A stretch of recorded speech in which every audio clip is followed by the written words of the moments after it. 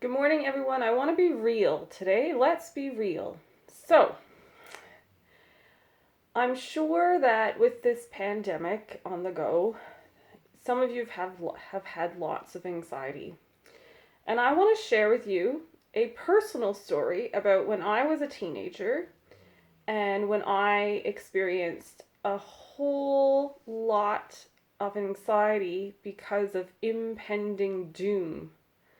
And I'll explain that. So, I grew up in Newfoundland and I grew up on the east coast of Newfoundland on the Avalon Peninsula. And in 1997, I think it was 1997 or 1998. I think I was 15. There was a psychic who predicted that the Avalon Peninsula of Newfoundland would be hit by a tsunami and it would wipe out the entire section of the province, as well as other sections of the province and PEI, Prince Edward Island. Well, this was on the news every night on both news stations, NTV and CBC. It was on CBC radio when I was in my parents' vehicle with them and we were driving places. People were talking about it, and I gotta tell you, for that week leading up to August 15th, 1997 or 1998, I was a absolute wreck. A wreck.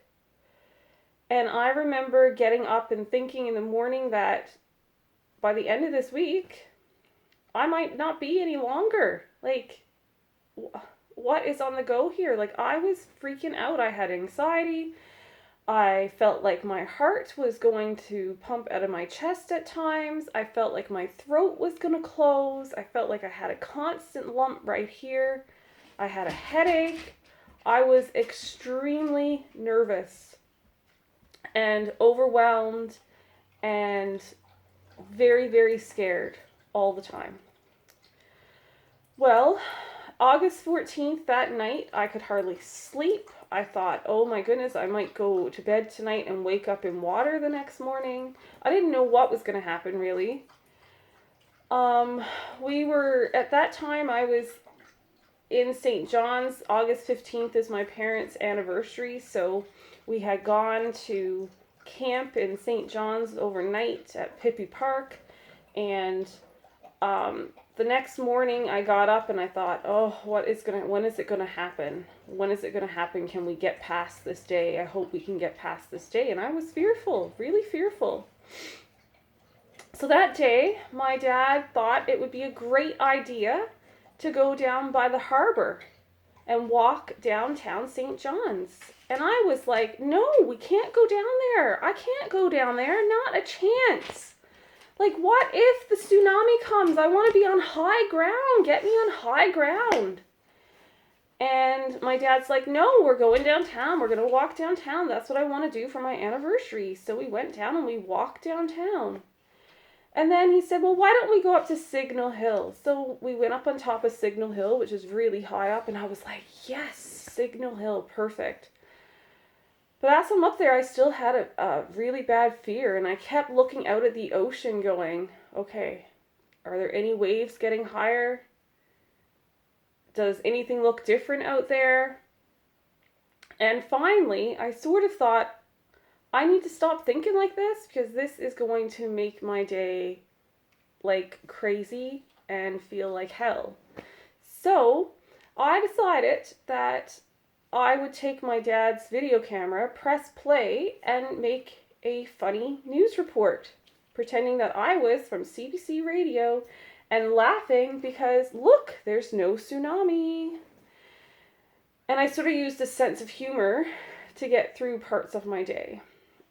After that, my dad goes, let's go downtown. We're going to have supper at Westminster restaurant.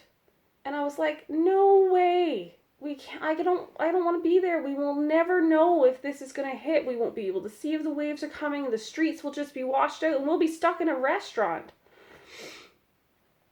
And it was just impending doom all day. So we did go for supper, and my parents talked to me about different things and tried to like distract my thinking, which was good.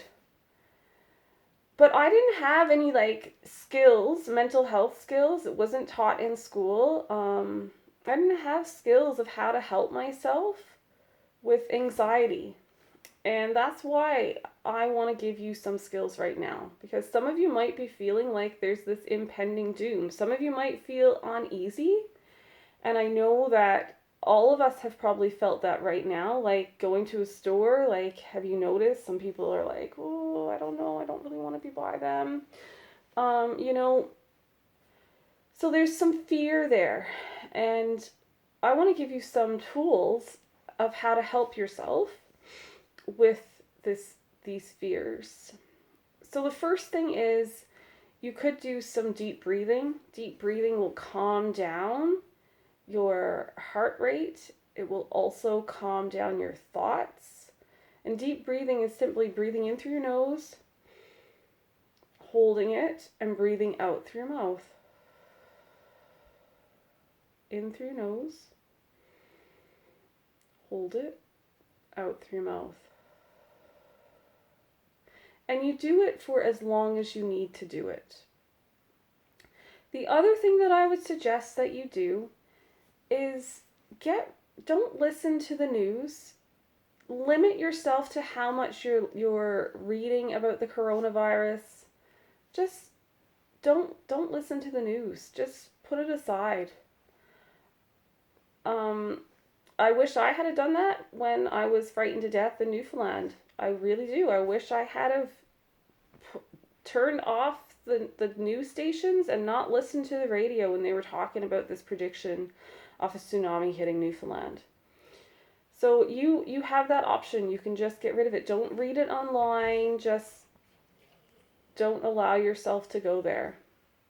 The other thing that I would suggest is if your thoughts get overwhelming and you keep thinking about the coronavirus, we'll do some distraction techniques. And one simple one, and if you've been in my office before, I might have shared this, it's just simple and it just breaks up your thought pattern. So you just go like picture, stand, couch, picture, stand, couch, pillow, picture, stand, couch, pillow, blanket. And that helps to separate and get your thoughts going in another direction. And you do that as many times as you need.